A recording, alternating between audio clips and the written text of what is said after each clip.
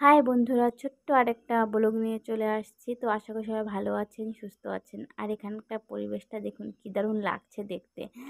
তো এখানে হচ্ছে একটা কাকা শ্বশুরদের বাড়িতে গিয়েছিলাম, সেখানকার পরিবেশ তো বেশ ভালো লেগেছে, এই জন্য আপনাদের সঙ্গে একটু শেয়ার করে দিই মাঝে মাঝে।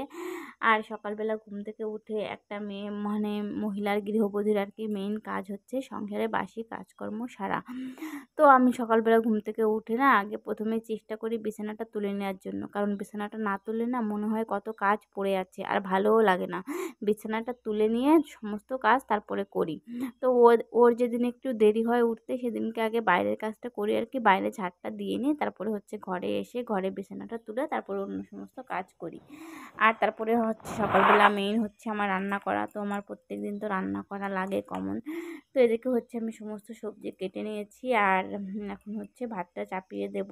তো চালটা ভিজিয়ে রেখেছি, চালটা এখন ধোবো। আর এদিকে দেখুন রান্নাটা চাপিয়ে দিয়েছি। তো পুঁই শাকের তরকারি রান্না করব। আর হচ্ছে এই যে এটা হচ্ছে ক্ষীরোটা দিয়ে ঘন্ট রান্না করব। তো রান্নাবান্না দেখুন সমস্ত কিছু কমপ্লিট করে নিয়েছি। আর হচ্ছে এখন খাওয়া দাওয়া করব। তো দুজন তো ও দোকানে চলে যায়, তো রান্নাবান্না কমপ্লিট করে আমি ওকে ফোন করি, ও আসে খেয়ে তারপরে আবার যায়। তো এই যে খেয়ে ও চলে গেছে আর আমি হচ্ছে এই যে ঘরে বসে আর কি টুকটাক কাজকর্ম সেরে নিচ্ছি। আর এত পরিমাণে গরম দিচ্ছে কদিন ধরে, তো গরমের জন্য না একটু তাড়াতাড়ি করেই সকাল সকালে কাজবাজ সেরে ঘরের ভিতরে বসে আর কি থাকতে পারি নিলিবিলি ফ্যানের নিচে। আর প্রচণ্ড তাপে তাপে তো আমি দিন দিন অসুস্থ হয়ে যাচ্ছে মনে হচ্ছে, এত পরিমাণে গরম। তো গরমে কিছুই ভালো লাগে না, যে কিছু করব কি ভালো কি মন্দ মানে কিচ্ছু ভালো লাগে না, এত পরিমাণে আমাদের এখানে গরম পড়ে। আর লাল মাটি না, আমি শুনেছি লাল মাটির দেশে প্রচণ্ড গরম হয়, তো আমাদের এই বীরভূম জেলায় না পুরো লাল মাটি। তো লাল মাটিতে প্রচুর প্রচুর গরম। তো তারপরে হচ্ছে থালা বাসনগুলো ধুয়ে আবার নাইটি এগুলো তো হচ্ছে সকালবেলায় ধুয়ে দিয়েছিলাম, বাসি নাইটি টাইটি আর বেডশিটটাও ধুয়ে দিয়েছিলাম। তো সেগুলো শুকিয়ে গেছে, প্রায় উঠাবো। আর এদিকে হচ্ছে আমি স্নান পুজো কমপ্লিট করে নিয়েছি। তো দুপুরবেলা ওই যে দোকান থেকে বাড়িতে আসছে আর কিছু ফল ছিল আর কি, তো ফলগুলো হচ্ছে কেটে দিচ্ছি। তো কেটে আর কি রাখলাম, ও চলে এসেছে। এখন বলছে আগে ফল খাবে, তারপরে তুমি স্নান টান কমপ্লিট করে তারপরে হচ্ছে দুপুরে ভাত খাবো। তো আগে ফলটাই খেয়ে নিচ্ছি। তো দেখুন ফলগুলো কেটে দিলাম, দুজনে মিলে এখন হচ্ছে খাবো। আর দুজন তো মানুষই একসঙ্গেই খাই, যা খাই না কেন। আর এদিকে দেখুন দুপুরবেলা খাওয়া দাওয়া কমপ্লিট করেছি, তারপরে হয়েছিল মেঘ। তো মেঘ বাতাস দিয়েছিল প্রচুর, কিন্তু এই যে টিপ টিপ করে বৃষ্টিও হয়েছিল, তো সেরকম পরিমাণে বৃষ্টি হয়নি। তো তাও এত গরমের পরে একটু বৃষ্টি যেহেতু নেমেছে না, খুব ভাল লাগছে আর কি। আর কি মনটা অনেক জুড়িয়ে গেছে, কারণ এত গরমের পরে যদি একটু বৃষ্টি হয় কার না ভালো লাগে বলুন।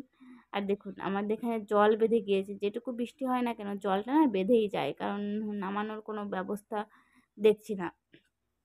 তো ওকে আর কি জল নামার ব্যবস্থা করে দিতে বলবো আর কি।